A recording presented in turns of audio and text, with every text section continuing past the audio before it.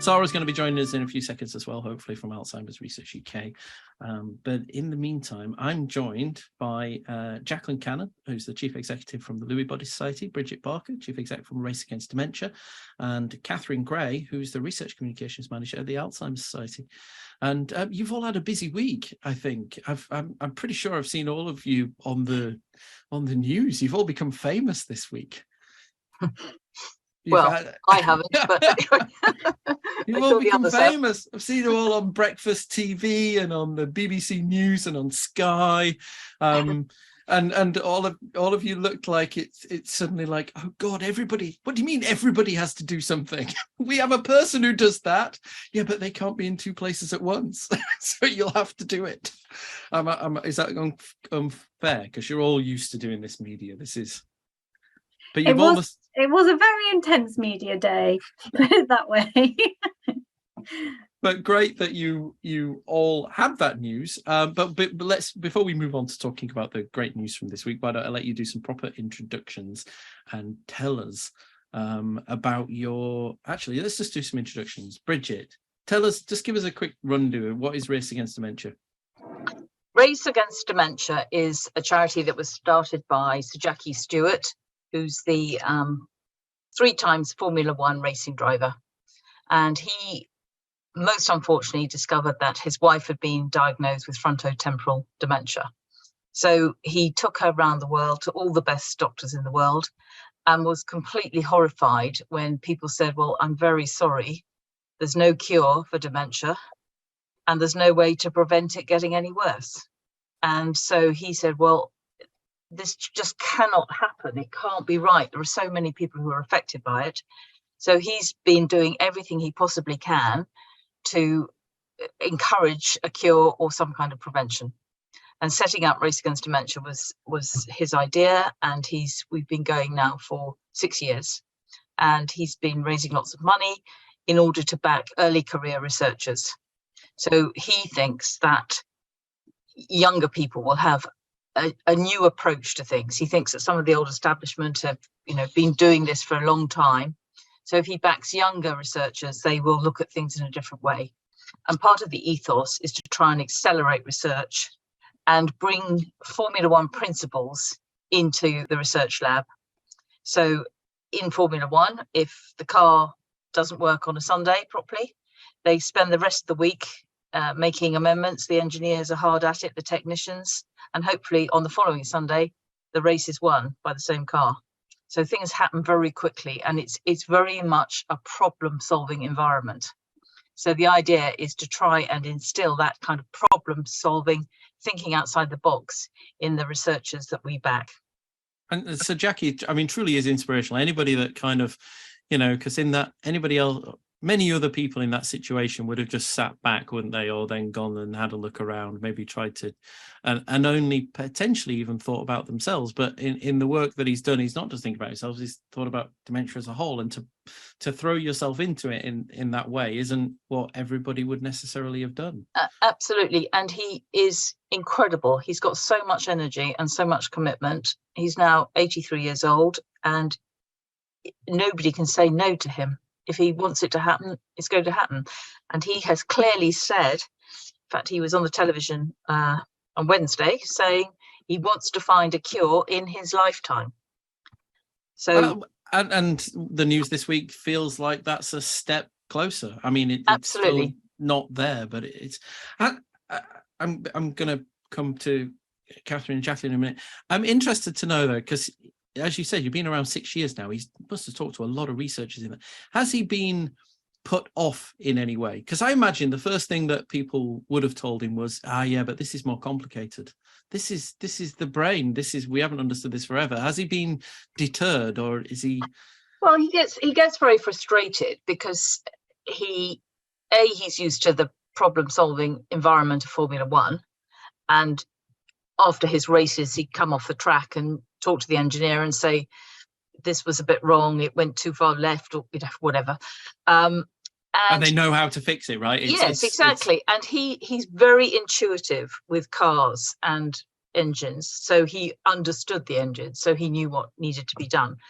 So he's frustrated that in his view, the medical profession is very structured. Research is a very different type of animal. And the other thing that's happened, of course, is cancer research in the last 40 years has come on in leaps and bounds. So he doesn't understand why dementia research hasn't had the same results. But of course, it's much harder to look at the brain that's inside a bone case. As you say, Adam, money. I mean, so much money has been put to cancer research, and that's why we're all doing what we're doing now, is we need much more money put into dementia research. And if talking to the researchers today tells anybody anything, it's that there's so much to look at. I mean, we've had so many different people working on so many different things that Yes. Kind of creating and encouraging those collaborations as well to try and bring the different people so that they don't all zero in just on their microglia, but they're looking at this, because you need the microglia person to also be looking at the other person that's doing the inflammation bit, don't you, to get that big picture. Yes. Big picture view. Yes. Thank you. And all our researchers are doing such different things. I'm sure I've said to you before, Adam, I was horrified. I didn't even know about Sanfilippo syndrome, which is dementia which presents in children when they're about 10 years old, which is really terrible.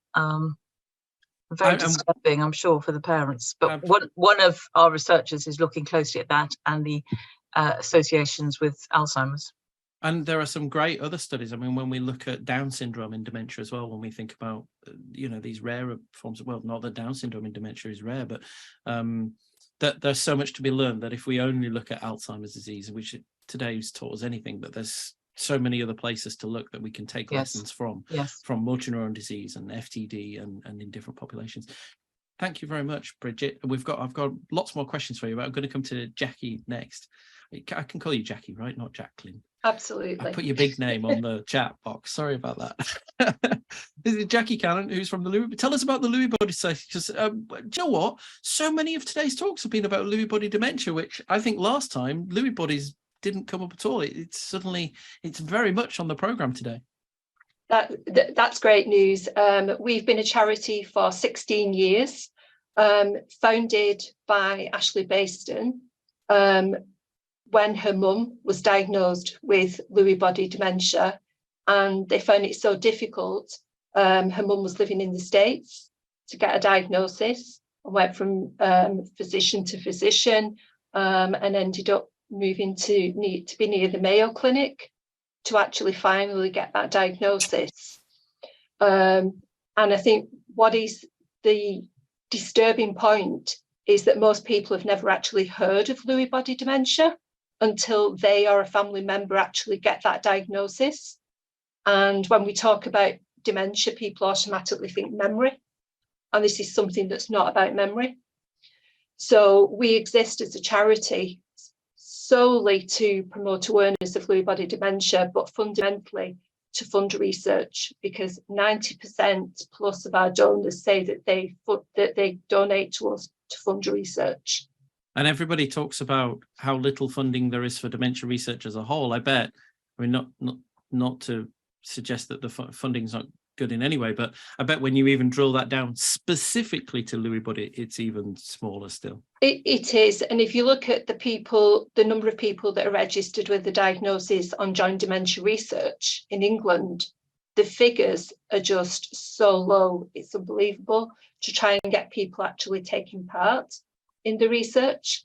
And so many research projects had to be restarted after COVID because the people that were taking part had deteriorated so much during COVID at a faster rate than people with some other forms of dementia that the researchers had to restart the research again. Which probably opened up a whole new line of inquiry about the impact of that kind of social isolation and loneliness on the how rapidly it impacted deterioration. And it sounds like you have a very similar origin story. If we were making origin movies, it's not the X-Men, but you've got a very similar origin story to Bridget in so much as, this is really passionate family member who then got up, said, no, this isn't good enough. I'm going to do something about it. She did. Within 6 months, she'd contacted Professor Ian McKeith at Newcastle University. And really went on a research project of her own, finding out who all the experts were in Lewy body dementia, got the charity registered, and then a year later, my dad got a diagnosis of Lewy body dementia. And here I am with a career change from financial services. And your charity funds research. It's brilliant. I can't. It's amazing that people like that exist still now and can make these differences. I'm going to put you both on the spot because, of course, then we move on to the two big charities in the room, to Alzheimer's. Do you know what? I'm going to ask. I think I kind of roughly know this question of Alzheimer's Research UK, because your origin story is about a researcher, isn't it? Katherine, what do you know? I'm putting you on the spot. How did Alzheimer's Society start? So we were established in 1979 by a couple of carers who were just fed up with the lack of support that they were receiving. I think they were both caring for their husbands at the time, and they were gaining all this knowledge through their role as a carer, and sort of came together and said, this is a horrible situation. We feel very isolated, and we're gathering all this information. What can we do to make things better for people in our situation? And then I think it was in 1980 that we were sort of formally established as an organisation. So we, from very humble beginnings, we've become who we are. But I think they joined up with a couple of researchers and medical professionals that they were interacting with, and it came from there, I think. That's so again, it's kind of passionate people. Let's go on, Sara. Tell us about AR UK, and then we'll bring this all back together. Yes. So I think the AR UK was founded 30 years ago this year, actually. And what for me is outstanding is that the people that founded AR UK were just a small group of people that realized what kind of impact Alzheimer and dementia disease would have on society. So they started everything thinking that the mission should have been to create a world that was free from the harm and the heartbreak of dementia. And actually, this kind of mission still stands. So things are changing now, but actually it's quite astonishing that within 30 years, we have gained so much knowledge, but the mission still stands as it was 30 years ago. Obviously, in these 30 years, the charity has grown in scope completely. So it is fantastic to see that by our supporters there is a better understanding of dementia and the value of research, and then we are becoming the leading dementia research charity in the UK. So we grew enormously, but I think it's thanks to the understanding of the people, as they were saying, and of the importance of supporting dementia research to fight this disease. And all originally born out of that kind of core, I guess, if you like, frustration with the system that was there, that there's this passion and drive that we could do something better, and people who got up and said and did something about it. And now you all do such amazing work, and you all fund research and do lots of other things as well. You don't just fund research. So actually, I'm going to come to Katherine, back to you first of all. Katherine, give us a bit of a romp through. What does Alzheimer's Society exactly do, and why research is important part of that? So we're a care and support charity, and we also fund research. And going back to our origin story, we've always had research as part of our core manifesto. And so sort of those two parts of the organisation really complement each other in terms of the direct support to people affected by dementia through our helpline and our dementia advisors, and sort of frontline support, feeding through to our research into care and how to improve care. But then we also fund research on the more sort of basic and biomedical side. And then we also have our policy and influencing teams who work sort of campaigning and sort of fight for change at sort of a national and regional government level, to sort of change practice, be that at social care level or even on a research level, making sure that dementia research is funded at the level that it should be. I'm definitely going to be forgetting some parts of the organisation. There's so many facets to it. I think that from dementia friends and dementia friendly communities through to support for individuals, and then the funding and the policy and the lobbying work as well, and as well as what I know Alzheimer's Society do. You fund care research, and you funded research during COVID and things like that. So, I mean, great work. It's a lot about sort of, I guess, societal attitudes as well. So, you know, the Dementia Friends, and I think it's sort of changing culture and attitudes towards dementia as well. And that's one of the things we've been kind of highlighting today, because as I've said lots of times, we know that things are tough right now, and if people can't afford to donate, there are still many other ways that people can support research that isn't necessarily through giving money. Of course, still give us your money, but research is other way. Jacqueline, what does the Lewy Body Society, because I think all of you actually, there are researchers you fund, all of you have got researchers you fund joining us today. I think the Lewy Body Society have got some people later on. We've had Alzheimer Society, RAD Fellows, and ARUK people as well. Tell us about your work, Jacqueline. Yeah, so we were pleased a few years ago to get our membership of the Imarisio, the Association of Medical Research Charities, and our founder is now also a trustee of Imarisio. So we're really invested into research. We very much promote and support JDR, encouraging people to take part in research, both as somebody living with a diagnosis and as a healthy participant. We take calls on a daily basis from people who are struggling to get a diagnosis. And when they get a diagnosis, to get a quality diagnosis, because research again has shown that 51% of people with a diagnosis of Lewy body have had a previous diagnosis of something else, whether that's a different form of dementia or a different illness. People are being diagnosed with epilepsy, bipolar, all different kinds of illnesses before they get that absolute diagnosis, which is so important.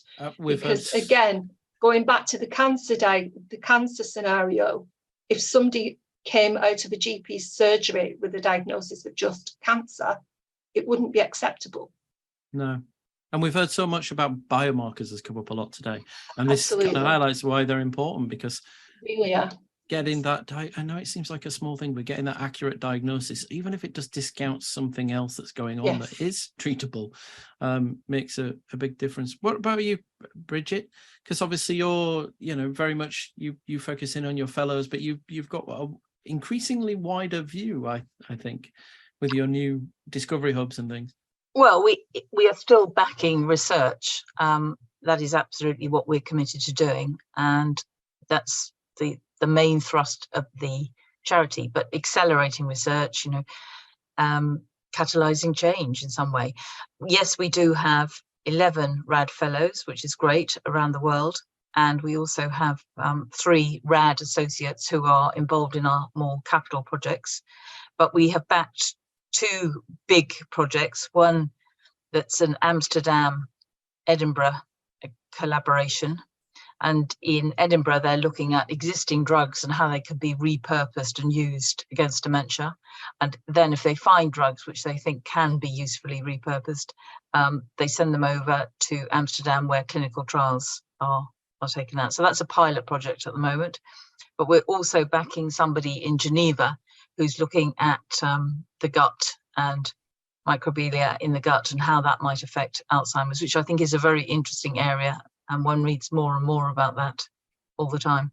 Gut microbiome. It's funny, isn't it? We go through these kind of cycles of information, and I've been to so many conferences over the last few years where you can turn up. It's not until you turn up and you suddenly find what it's all about. And I've been to a few in the last couple of years ago where it's, oh my God, everything's about the gut microbiome here this week. And then you know, I was at ADPD early this year. It was all blood-based biomarkers, or it'll all be microglia. We do go through these. Yes. Yeah. These bits and stuff. I should make a disclaimer as well, say that whilst I do this on my own time, my day job is running Dementia Research Service for early career researchers, many of whom have joined us today. And you, of course, are one of the new, I think this is like a formal announcement or anything, but of course the Race Against Dementia, Alzheimer Society, Alzheimer's Research UK all also show their commitment, not just to supporting the research, but the individuals that are doing that, because of course they're so important, to make sure that they are supported to remain within the field, because academia is a tough life and so many get to a stage and then they go, oh, this is hard, I'm just going to have to go do something else. Funding individuals and supporting those people, which is one thing I think RAD have been great at as well, is to really well, we try very hard to encourage all of our RAD fellows to become leaders in their fields. And so we give them a lot of skills training, so presentation training, so they can talk about the science to lay people in an intelligent and comprehensible way. We give them performance benefit training, so they get talks about sleep, nutrition, exercise. I mean, fantastic benefits for them, which I think if I'd had that in my early 20s, I'd have been quite a different person. But I do think it's an incredible benefit for them to have that. And they also get lots of different training about communication skills, being on the television, on the radio, doing things like this. So it's a whole package to help them become leaders of the future. And Sara, Alzheimer's Research UK, because you tell us what you do. Yeah. Before I say that, I just would like to say a massive thank you. I don't know if the ladies say you're ready to you, because I am listening to the chatathon, and actually you have done fantastic work in organizing it. And also I think for me has been very inspirational to see the breadth of research that we are funding, all of us are funding, but also like the enthusiasm that all the scientists are communicating around their research, starting from PhD, arriving to senior fellow, and it's quite inspirational and motivational, also from the point of view of the funder, to see that actually we are really funding outstanding research and the next generation of dementia research that are going to make a change. So thank you very much, because I know that you are very kindly invited us, but actually the work that you are doing is for us, for our benefit, and is gigantic. So thank you. As kind of you said, no, I think the research of the stars, but you're absolutely right. These people that you're funding have all given up their time freely today, and it's because they're passionate about their work. They don't just, they don't have to volunteer. I put out a call and said, hey, would any researchers like to come and talk on this? I didn't have to go beg anybody. I didn't have to go beat them over the head.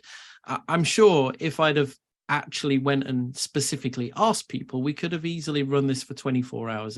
There'll be so many people came to me afterwards who just didn't notice I'd asked, because I put it on Twitter and things like that. But yeah, thank you, Sara. Thank you. Yeah. So shall I go with what kind of research we fund? So what does AR UK do? Because you've broadened out, haven't you? I know a few years ago when I first started your work, it was very much about research funding, and it's gotten broader. Yeah. Now when I start, I always say that the name is kind of misleading, because we are Alzheimer Research UK, but actually we are not funding only Alzheimer's disease, and we are not only a research charity. So the main thing that we do is supporting dementia research, but we do that also via, as also Alzheimer's Society was saying, by making sure that politicians and decision-making people are aware of dementia and the value of funding dementia research and how important it is. So we have a very strong policy and public affairs department. And then obviously we want to raise awareness of dementia. So we have a huge comms team that is working around making sure that we destigmatize dementia diseases and people living with dementia diseases. So the work is quite broad, and so are the funding. In terms of the research team, we are funding from the response funding, so more fellowship and project to infrastructure. So we have a partnership with the Alzheimer's Society to fund Brains for Dementia research that is collecting data on a longitudinal cohort, and then the volunteers donate brain sample for dementia research. And then we have a huge stream around translational research. So we have the Drug Discovery Alliance and the Dementia Consortium that are our flagship initiative around translational research. And then we are expanding our new research strategy, our input into clinical research. So we want to support and increase capacity in clinical research, but also creating a network of clinical trial centers across the UK, and emphasize the importance of this aspect for pushing really everything that we do, from increasing the insight of dementia to reaching the bed and providing a life-changing treatment for people with dementia. So our portfolio is becoming quite broad. And I mean, we should have, for anybody watching, this isn't a case of, you know, 4 charities all competing and duplicating effort. Fine, there might, let's not lie and say there is a bit of, you know, we're all trying to raise funding and there might be a little bit of competition, but your efforts kind of all really complement each other, isn't it? Because you could see the problem of dementia would be weaker if we only had one organization that was dealing with this. You know, if the country only had one dementia charity that was focusing on this, it wouldn't have the strong voice that it's got by bringing together all of you who look at these, take this problem and look at it in slightly different ways. You know, you've got, whilst there's synergies between some of the research you fund, might be this basic science and underlying things, you all do things that are so unique and different that help in their own ways, and it builds up to that kind of real push, whether that's to lobby government because you're pushing to say, hey, we need more of this, or there should be more of that, or how you maneuver and do that in different ways through your influencing work. Yeah, like the government's far more listening to. If you've got 5 charities influencing them, saying, hey, for goodness sake, you need to get better, than just one. Yeah, I think this is the beauty of what we do. So when we need to be aligned, like Alzheimer Society and Alzheimer Research UK are joining forces, and we are co-funding the UK Dementia Research Institute. We have different core activities, so we're focusing more on research, they're focusing more on care, so that we can really complete the spectrum of dementia research that is needed, or dementia care that is needed. We are in a partnership with RAD as a charity, just to increase capacity and push capacity. A lot of the fellows that are RAD fellow are also UK DRI emerging leader. So we are really trying across the sector to push and accelerate dementia research to get life-changing treatment and possibly a cure for the future. Absolutely. And one of our, I have a feeling this might be somebody you know, Jackie. Is Ashley somebody you know? Actually, I'm going to flag this. They've made a good point, which I've just flashed up as a caption on the screen for anybody who's watching, that together we can make a louder noise and we can make more impact to help beat dementia, which I know all of you are so driven by at your absolute core. Thank you very much. It's 5 o'clock already. Where did the time go? Absolutely, shot by. Thank you ever so much to Katherine Greer from the Alzheimer Society, Dr. Sara Imarisio from Alzheimer's Research UK, Jacqueline Cannon from the Lewy Body Society, and Bridget Barker from Race Against Dementia, who are all 4 brilliant representatives of the charities that will benefit from the money you donate today. Thank you very much. Thank you. Thanks, Thank Adam. you. Adam, Yeah. good luck. That's all right. And Absolutely. 5.5 hours left. Oh, easy. And thanks for you. for everything that you're doing to bring the dementia research community together as well, because it's really incredible, and you created a space where everybody can come together, and it's made a massive difference. So thank you. I keep forgetting to mention Dementia Research because I kind of assume everybody must know about it, but thank you very much, and thank you all for your support in funding that. It wouldn't be possible to do that if you didn't kind of buy into the importance of supporting early career research and mid-career researchers as well. Thank you so much. Good luck. Bye. Thank you. Bye. Bye. Okay.